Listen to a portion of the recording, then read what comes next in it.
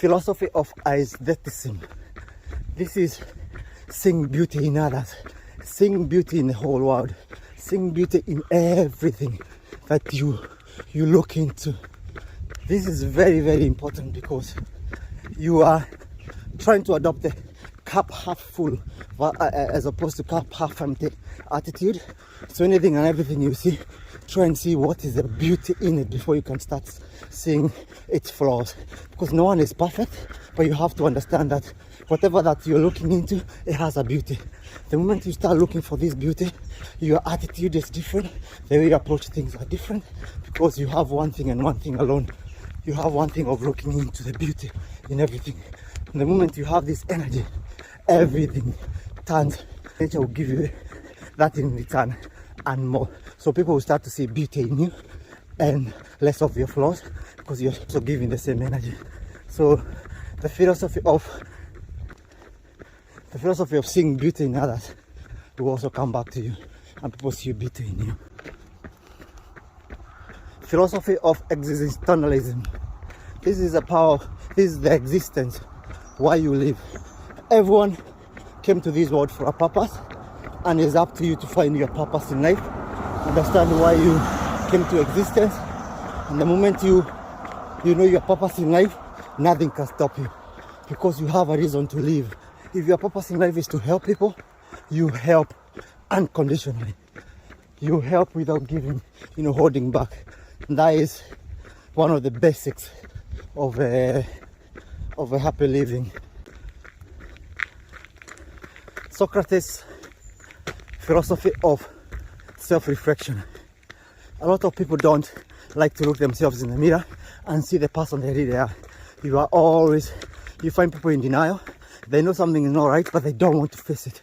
The moment you do self-reflect, or you're even getting someone to give you a constructive criticism, and you accept that constructive criticism as a way to build yourself up, you will always be unhappy. So you need to self-reflect, and this is a dynamic thing. You should always do self-reflection as often as you can, because the more you're self-reflecting about your life, the more you are aware of things that are going well and things that are not going well that needs to change, and you change them before they get worse. So the power or the philosophy of self-reflection is very, very important. Philosophy of skepticism.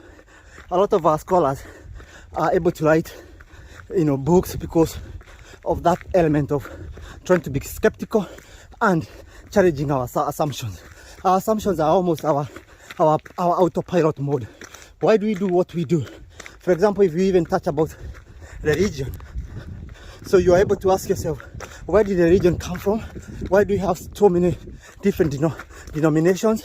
And then trying to understand your point of view, and seeing the difference between your point of view and another person's religious views. And out of that, because you're almost skeptical, you're trying to see, let me understand if my faith it's pegged on a permanent foundation. It's pegged on something I can believe in. And if you take this idea, you take these actions in life. So everything you see, ask yourself, why do they do it, how they do it? Because remember, anything we do in life, somebody came up with it.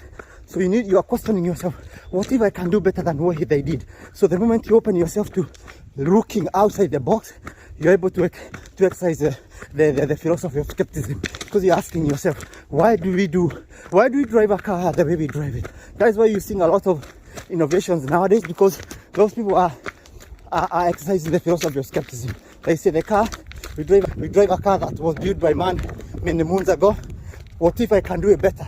So you're not being skeptical for the sake of it. You're being skeptical because you're trying to improve on what is already there. And that will give you happiness. So philosophy of modern humanism. What does this mean? Modern humanism means taking full responsibility of your actions, regardless of the outcome. It's taking account and saying, you know what, things have not gone well, but I'm fully responsible for them. Because the moment you do that, the reflection will come in, and you will be able now, because you know things didn't go well, you are ready now to see it. You are not in denial. You're able to see things that they are supposed to be seen. It's the raw truth, and the truth will never change. Truth will always remain truth. So the easiest way you can do it is become true to yourself, accept responsibilities, take full responsibility of your actions, because your actions will bring consequences, good consequences, bad consequences. So, the philosophy of modern humanism is accepting full responsibility for your actions, and also living and let live, making sure you're respecting human beings. You are able to say, I will do this because if it was done to me, I will appreciate it. And the last one of today is the philosophy of perspective. So this is, in a nutshell, is how you see things. So you see yourself as a failure.